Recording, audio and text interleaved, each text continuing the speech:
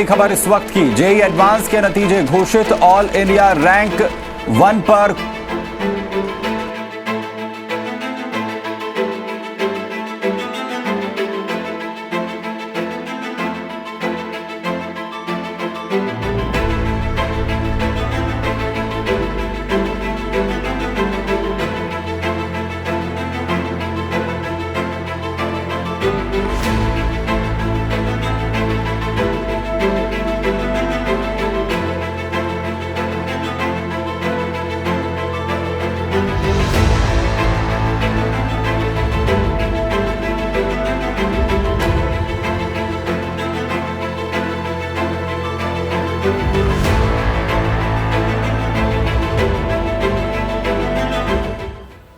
Hello everyone, my name is Amit Singhal and I have secured All India Rank 1 in the JEE Mains 2021 examination.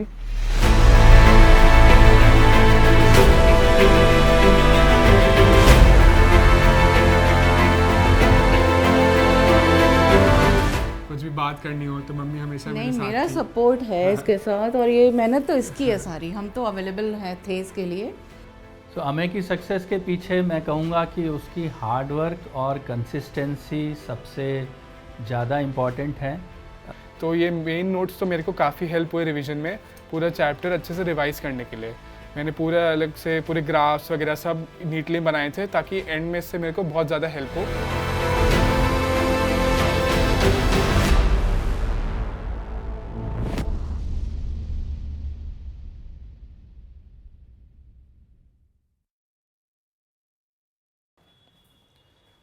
ये है मेरा main room, यहीं पे मैं study करता था एंड पूरा दिन मोस्टली मेरा यहीं पे स्पेंड होता था। तो यहाँ पे मैंने थोड़ा अपना शेड्यूल लिखा हुआ है कि मैं किस तरह से अपना डे प्लान आउट करता था। तो अगर मैं थोड़ा डिस्क्राइब करूँ तो बेसिकली थोड़ा मैं रोज़ एक ट्राई करता था टुवर्ड्स दी एंड कि एक मॉक टेस्ट प्रैक्टिस करूँ, एंड बाकी मैंने शेड्यूल बना रखा है कि किस टाइम में मेरे को कौन सा सब्जेक्ट प्रैक्टिस करना होता था एंड बाकी कौन से टॉपिक्स मेरे को उस वीक में प्रैक्टिस करने थे। तो उससे क्या होता था, ऑलरेडी मेरे को पता होता था कि मेरे को उस वीक में क्या करना है एंड माइंड में एक शेड्यूल बना रहता था। तो मेरे को लगता है वो बहुत हेल्प करता है, एंड अपने पास रखो तो बार बार दिन में देखते रहते हो, तो उससे मेरे को काफ़ी मोटिवेशन मिलता था कि अभी ये टॉपिक्स बचे हैं, इनको पढ़ लेना है। और बाकी यहाँ पे मैं बैठ के इसी चेयर पे मैंने अपनी जर्नी करी है, यहीं पे मैं बैठता था, यहाँ पे लैपटॉप रख के सारी बुक्स से अपने सराउंडेड यहीं पे मैं पढ़ा करता था एंड अपने हेडफोन्स लगा के एंड लैपटॉप के सामने बैठ के पढ़ाई करता था, एंड काफ़ी अच्छा सा एनवायरनमेंट था। साथ में मंदिर भी है छोटा सा, तो उससे थोड़ा सरस्वती जी की फ़ोटो भी लगा रखी है, उससे काफ़ी मतलब अच्छा लगता है कि जब भगवान जी आपके साथ हों। एंड थोड़ा सा यहाँ पे एक छोटा सा गार्डन है ताकि थोड़ा नेचर से कनेक्ट भी हो सके, तो वो काफ़ी अच्छा सा एक स्टडी इन्वायरमेंट बन जाता था ये। तो यहीं पे मैं बैठ के अपनी पढ़ाई करता था एंड यहाँ पे मेरे सारे नोट्स रखे हुए हैं। तो मेरे को कोई भी चैप्टर जो भी रिवाइज़ करना होता था मैंने साइड में लिख रखा है कि कौन से नोटबुक में कौन सा चैप्टर है, तो मैं उसी नोटबुक को निकाल के अपना पूरा चैप्टर रिवाइज़ कर सकता था। इसमें मैंने सारे नोट्स वगैरह अपने बना रखे हैं, एंड आई थिंक ये मोस्ट इंपॉर्टेंट पार्ट होता है प्रिपरेशन का, अपने नोट्स को रिवाइज़ करते रहना, एंड आई थिंक वो काफ़ी नेसेसरी था। उसके अलावा मैंने कुछ और एक्स्ट्रा नोटबुक्स मेंटेन करी थी जिनमें मैं अच्छे क्वेश्चंस को मेंटेन करता था। जो भी मेरे को प्रिपरेशन में कुछ अच्छे क्वेश्चंस मिले, जो नए कॉन्सेप्ट देखे, उन सब को मैं पढ़ लिया करता था। उसके अलावा एनसीईआरटी अगेन बहुत इंपॉर्टेंट बुक्स हैं, तो उनको मैं अपने से काफ़ी एक्सेसिबल रखता था कि जब भी मेरे को एनसीईआरटी से कुछ भी रेफ़र करना है, स्पेशली केमिस्ट्री में, तो मैं रेफ़र कर लिया करता था। And I think almost her JEE preparation करने वाले के पास एक पीरियोडिक टेबल का प्रिंट आउट तो रहता है, तो वो मैंने भी चिपकाया हुआ था साइड में, तो कभी भी कुछ एलिमेंट्स को रेफ़र करना है तो इससे कर लिया करता था। उसके अलावा कुछ और बुक्स की बात करूँ मैं तो मोस्टली तो एच.सी. वर्मा काफ़ी लोग यूज़ करते हैं, मैंने बहुत ज़्यादा पर्सनली नहीं यूज़ करी, बट तब भी कुछ रेफ़र करना होता था तो थोड़ी बहुत यूज़ कर लेता था। उसके अलावा कुछ स्कूल के लिए भी बुक्स मैंने परचेज़ की थी, बोर्ड्स वगैरह के लिए, बट उनका बहुत ज़्यादा यूज़ हुआ नहीं पर्सनली। एंड उसके अलावा एग्जाम्पलर एंड बाकी कुछ और नोट्स मेरे पढ़े हुए हैं जिनको मैंने अपनी प्रिपरेशन में यूज़ किया। उसके अलावा कुछ और पॉपुलर बुक्स हैं, जैसे जेईई के लिए अगर मैं बात करूँ तो विकास गुप्ता, एम.एस. चौहान, काफ़ी कॉमन बुक्स हैं जो लोग यूज़ करते हैं, तो वो मैंने भी यूज़ करी थी। उसके अलावा ये मेरे नोट पैड्स भी रखे हुए हैं जो मैंने एडवांस के एग्ज़ाम में यूज़ किए, संभाल के रखे हुए हैं, कभी कुछ फ्यूचर में ज़रूरत पड़ जाए उनकी। एंड ऑफ कोर्स इरोडोव तो बहुत फेमस बुक है फिज़िक्स के लिए, तो वो भी मैंने यूज़ करी थी एंड वो यहीं पे रखी हुई है। तो ये आई थिंक कुछ मेन बुक्स हैं जो मैंने अपनी प्रिपरेशन में यूज़ की, एंड बाकी तो छोटा सा ही मेरा जगह थी जहाँ पे मैं पढ़ता था एंड काफ़ी कंफर्टेबल, भगवान जी साथ में थोड़ा सा नेचर के भी थोड़ा साथ होता था, तो ये काफ़ी मेरे को कंफर्टेबल सेटअप लगता था। End of course table chair की इंपॉर्टेंस बहुत ज़्यादा है।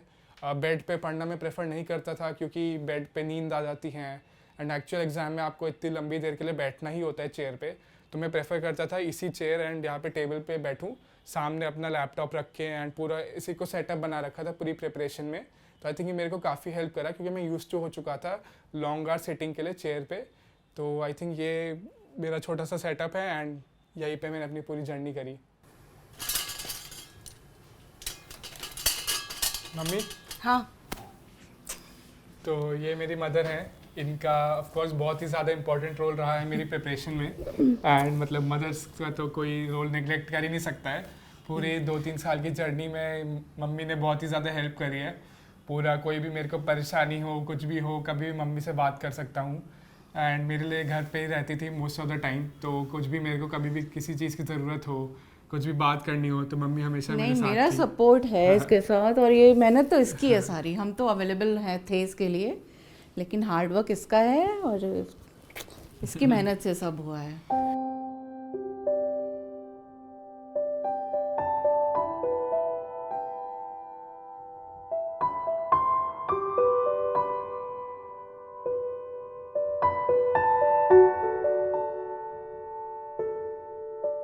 और बीच में तबीयत भी ख़राब हो गई थी इसकी, 2018 में थोड़ा हार्ट प्रॉब्लम डायग्नोज हुई थी, तो हमको लगने लगा था कि बाप रे आगे कैसे पढ़ाई कर पाएगा, कैसे करेगा, बट ट्रीटमेंट हुआ और ये ठीक हो गया और करता रहा बढ़िया। और 10-12 आवर्स तो मिनिमम पढ़ाई करता ही था, तो credit goes to him only. हम लोग तो सपोर्ट करते ही हैं, हमेशा साथ रहते हैं, पेरेंट्स को रहना भी चाहिए बच्चों के लिए, बट बच्चे मेहनत करते हैं। फिर अभी इसी साल जब पीक पे था कोविड, तो मेरे हस्बैंड को हुआ कोविड, इसको भी कोविड हुआ। वो तो एडमिटेड थे 20 डेज़, तो काफ़ी सीरियस हो गए थे, बट तब थोड़ा सा डिस्टर्ब हुआ। ये भी हमें भी लगा कि अब इसके तो कॉम्पिटिशन्स भी सर पे हैं, तबीयत भी सबकी ख़राब चल रही, कैसे होगा। बट थोड़ा टाइम डिफ़िकल्टीज आती हैं, पर उसको फेस करना पड़ता है, सबकी ज़िंदगी में आती हैं, टफ टाइम आता है तो, लेकिन निकल भी जाता है टाइम। तो इसने मेहनत करी, करता चला गया, और था उस टाइम हम लोग भी सब बहुत परेशान हुए थे, बट वो रिकवर कर गया। इसको भी कोविड हुआ था, ये भी ठीक हो गया, 1 हफ्ता तो इसकी भी बहुत तबीयत ख़राब थी तब, पर ठीक है। हाँ, मेरे उसी ड्यूरिंग मेरे हस्बैंड जब एडमिटेड थे, तो मेरे फादर की भी डेथ हुई थी 30 अप्रैल को, तो हम लोग जा भी नहीं पाए थे क्योंकि हस्बैंड एडमिटेड थे, इसको कोविड हुआ था, ये घर पे ही था, इसको भी कोविड था उस टाइम। तो बहुत ही हमारे लिए बहुत टफ टाइम था, मतलब अपने पापा के लास्ट राइट्स में भी मैं नहीं जा पाई थी इसी की वजह से। तो ये भी बहुत परेशान होता है। एक्चुअली हम लोग, मेरे फादर से बहुत अटैच्ड है, पापा बहुत आते रहते थे हमारे पास भी, तो हम लोगों को तो दुख हुआ और हम अपने पापा के पास नहीं जा पाए, तो थोड़ा सब बहुत परेशान हो गए थे। लेकिन ठीक है, फिर थोड़ा सा टाइम लगा, 1-1.5 महीना सबको सेटल डाउन होने में। जब हस्बैंड घर आ गए तब ये बेटर होता चला गया थोड़ा सा। तो ठीक है, टफ टाइम है, आता है, निकल भी जाता है। अब उसको हम एक्सक्यूज़ नहीं बना सकते कि हम इसलिए नहीं कर पढ़ पाए कि वो बीमार था, ये बीमार था। मेहनत करते रहना चाहिए अपने आप, और कंसिस्टेंसी मोर इम्पॉर्टेंट, कंसिस्टेंसी आपकी होनी चाहिए। ठीक है, वो हफ्ता 10 दिन ये भी नहीं पढ़ पाया, फीवर है, तबीयत ख़राब है, कोई बात नहीं, चलता है। लेकिन अगर आप रेगुलर हो तो फिर वो 8-10 दिन मायने नहीं रखते आपके लिए, आप कवर कर लोगे। आपका बैकलॉग नहीं होना चाहिए कि आपने छोड़ दिया तो इकट्ठा होता जा रहा है काम। तो इसका तो ऐसा था, ज़रा सा भी फीवर डाउन हुआ, तबीयत ठीक हुई, ये लेके बैठ जाता था अपनी। उस टाइम ही मेरे पास बैठा रहता था, पलंग पे बैठ के काम करता था, अपनी टेबल चेयर पे नहीं, क्योंकि तबीयत ठीक नहीं थी, मन हुआ वहीं पे लेट गए, लेकिन most of the time chair पे ही। सुबह 9 बजे से उठ के और रात में आई थिंक 10-11 बजे तक तो ये बैठे ही रहता था, और बस लंच डिनर करने हम लोग के साथ आता। हम लोग वो ½ एन आवर, बस तारक मेहता का उल्टा चश्मा हमारा फिक्स था कि जल्दी से 8:30 हो रहा है, खाना लगाओ, हमें खाना खाने आएगा और 9 बजे भाग जाएगा। तो हम लोग भी कितनी भी भूख हो, हम वेट करते थे कि 8:30 तक हम इसका वेट करेंगे, क्योंकि हम लोग बस वही 1-2 टाइम लंच और डिनर में ही साथ होते थे, अदरवाइज तो इसके कमरे में भी नहीं जाना अलाउड था हमको। और कभी टेस्ट दे रहा है, कभी कुछ कर रहा है, कभी पढ़ाई कर रहा है, तो नोट्स वगैरह बहुत अच्छे से बना रखे थे। तो आई थिंक मतलब 100% ही क्रेडिट गोज़ टू हिम। हर हर्डल को इसने पार किया, तबीयत हो या फैमिली प्रॉब्लम हो या कुछ भी बात हो, तो अपना इसने वो रूटीन नहीं छोड़ा, मतलब कि पढ़ना है तो पढ़ना है।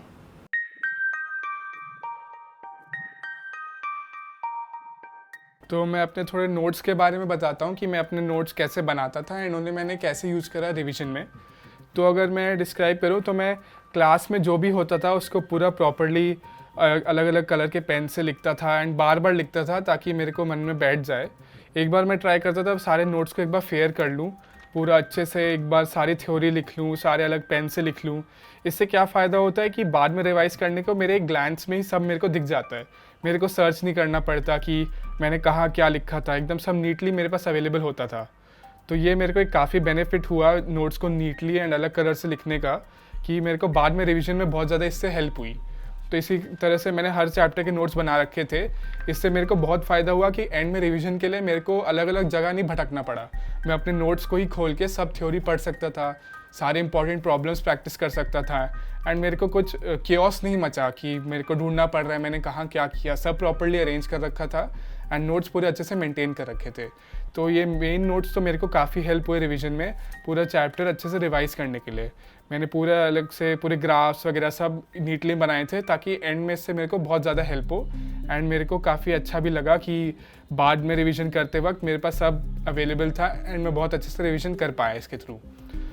एंड इसके अलावा एक और चीज़ बहुत इंपॉर्टेंट हो जाती है जो होते हैं शॉर्ट नोट्स। तो मेनली मैंने केमिस्ट्री में शॉर्ट नोट्स का यूज़ करा था कि जब एग्ज़ाम से जस्ट एक दिन पहले पूरा सिलेबस रिवाइज़ करना बहुत मुश्किल होता है, तो मैंने हर चैप्टर के थोड़े शॉर्ट नोट्स बना रखे थे जिनमें 2-3 पेजेस में मैंने पूरा चैप्टर कवर कर रखा था। इससे क्या हेल्प होती है कि जैसे एग्ज़ाम से बस 1 या 2 दिन पहले हम पूरे चैप्टर के मेन थ्योरी पॉइंट्स और थोड़े इंपॉर्टेंट कॉन्सेप्ट से गो थ्रू कर सकते हैं। इससे मैंने अपने सारे चैप्टर्स को एक एग्ज़ाम से कुछ दिन पहले अच्छे से और एक बार रिवाइज़ कर लिया था। तो एग्ज़ाम से पहले important formulas and important concepts को रिवाइज़ करने में इनसे काफ़ी हेल्प होती है।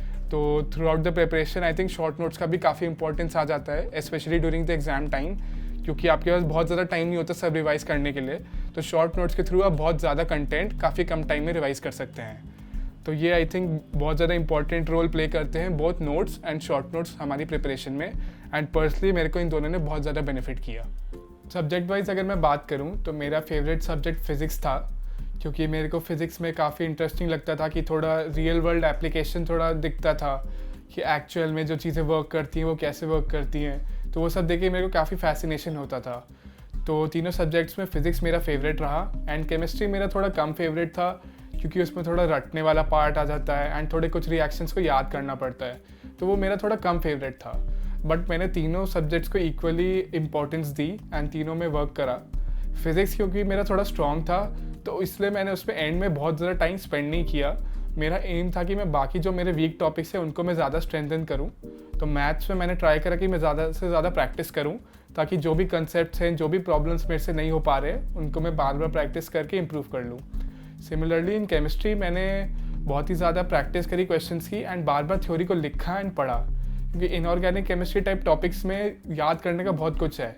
तो जब तक बार बार हम उसे अपने हाथ से लिखेंगे नहीं, उस पर क्वेश्चंस नहीं प्रैक्टिस करेंगे, वो याद होना बहुत मुश्किल हो जाता है। तो मैंने एंड में ट्राई करा रिवीजन करते वक्त कि मैं उस चैप्टर को बार बार एनसीईआरटी से पढ़ रहा था, बार बार उसके शॉर्ट नोट्स बना रहा था, उन्हें पढ़ रहा था, रिवाइज कर रहा था।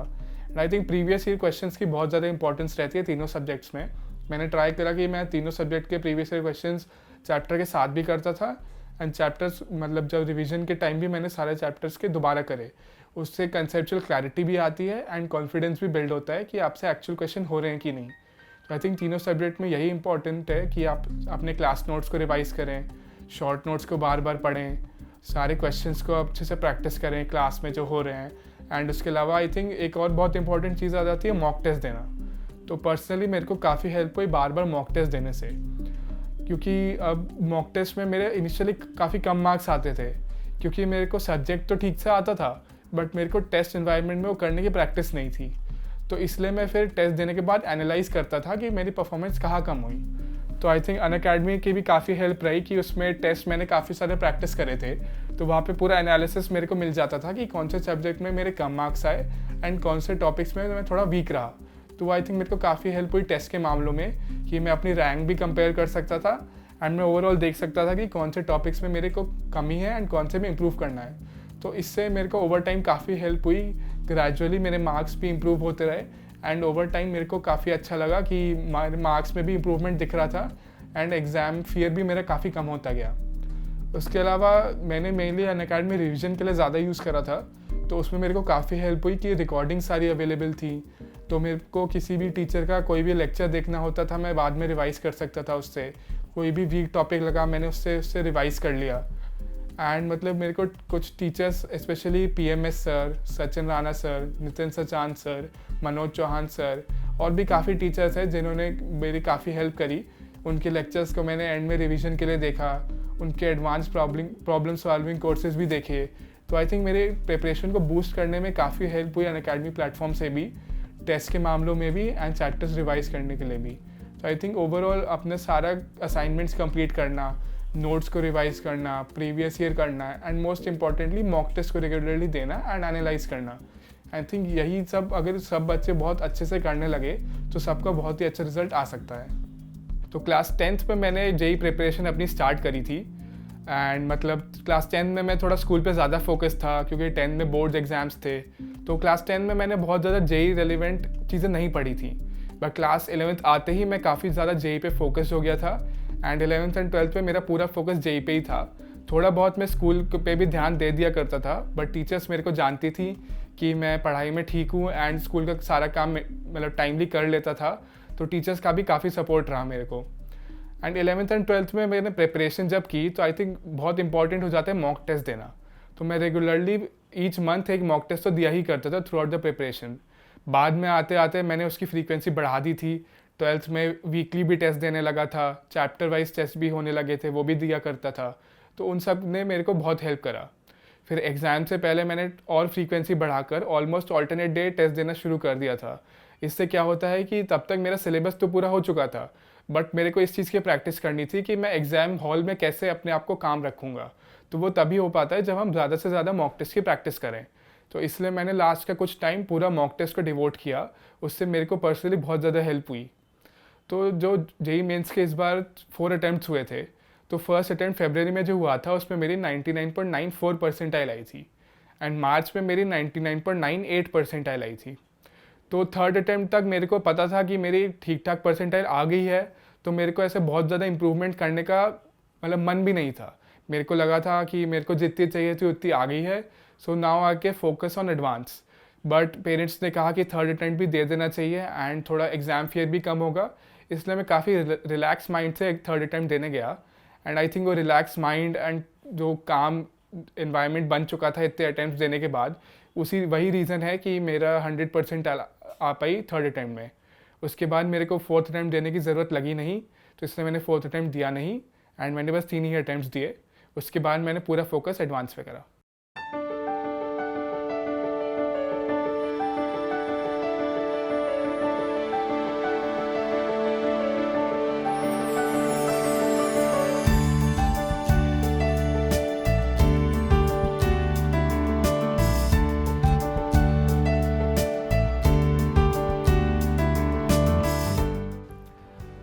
तो अमेय की सक्सेस के पीछे मैं कहूँगा कि उसकी हार्ड वर्क और कंसिस्टेंसी सबसे ज़्यादा इम्पॉर्टेंट है, क्योंकि 3 साल से जब से वो 10th में आया था तब से उसने कोचिंग ज्वाइन करी थी और वो पढ़ाई कर रहा था।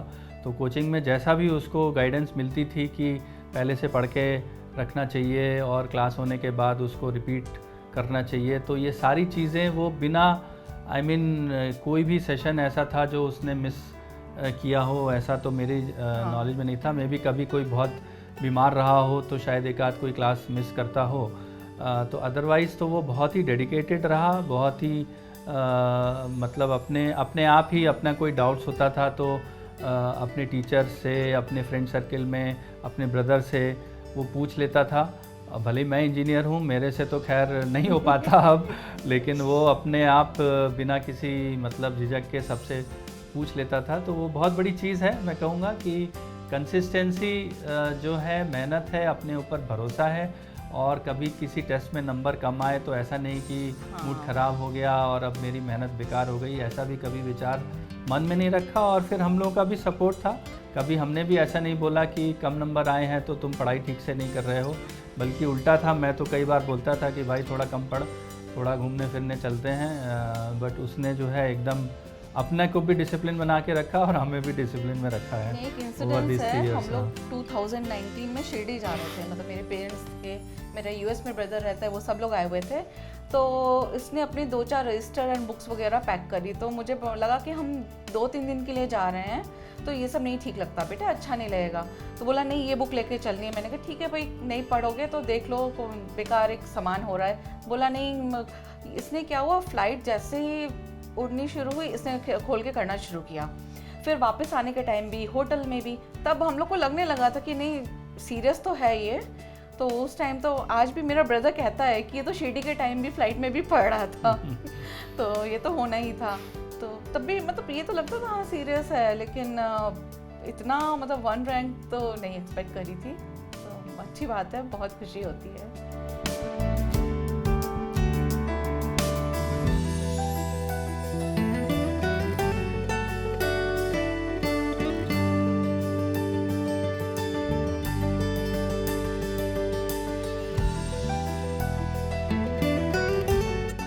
तो अपनी जेई प्रिपरेशन की स्टार्ट में मैं जो मॉक टेस्ट देता था उनमें मेरी रैंक अच्छी नहीं आती थी।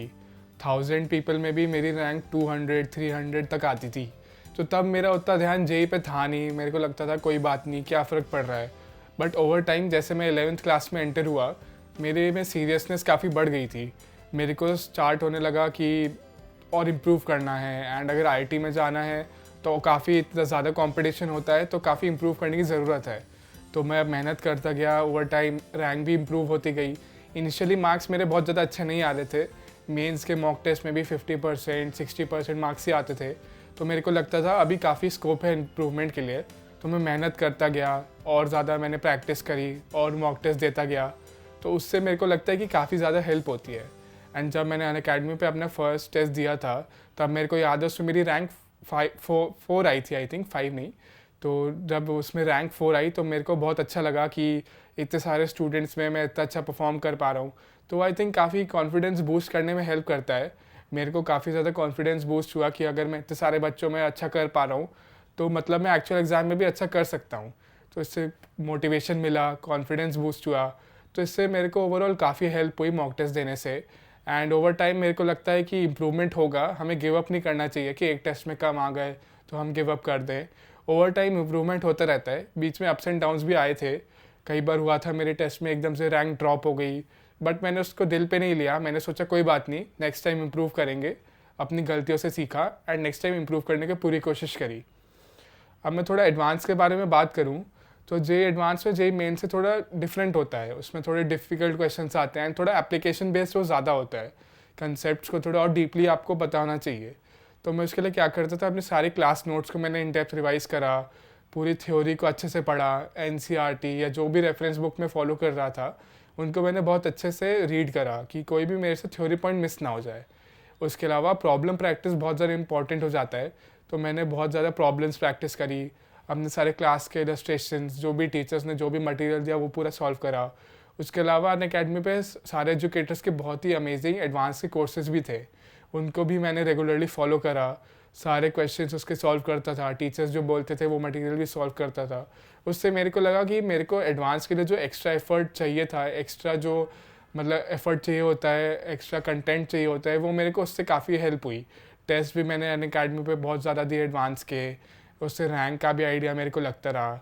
एडवांस के कोर्सेज करे, उससे डिफ़िकल्ट क्वेश्चंस की प्रैक्टिस हुई, और भी मेरे बच्चों से मुलाकात हुई जिनसे और मैं इंटरैक्ट करता था, तो पता चलता था वो क्या सॉल्व कर रहे हैं एंड उनको क्या प्रॉब्लम्स फेस हो रही है। तो ओवरऑल मेरे को काफ़ी अच्छा एक्सपीरियंस रहा मेरे लिए।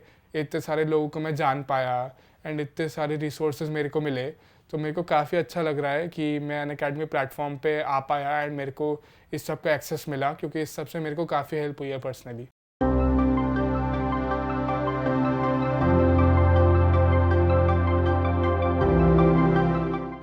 So I would like to thank all my teachers in my school, Neena ma'am, Anju ma'am, and all the various teachers who taught me throughout these 14 years.